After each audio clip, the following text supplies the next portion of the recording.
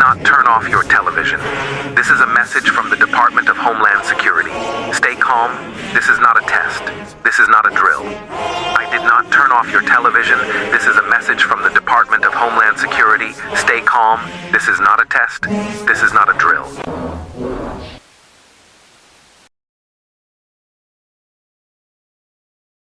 From September 8, 2036, the Federal Emergency Management Agency recorded more than 16 earthquakes, which are already exceeding 6.9 Richter scale, the Department of Homeland Defense.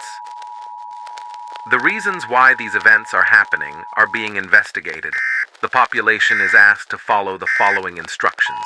If you are from the states, North Dakota and Montana, you are asked to evacuate and follow the instructions of local authorities. Look for an area far from the epicenters. If you are from South Dakota, Minnesota, Idaho, and Wyoming, you are asked to take precautionary measures, such as planning evacuation routes, supplies, as well as being aware of the instructions of the authorities.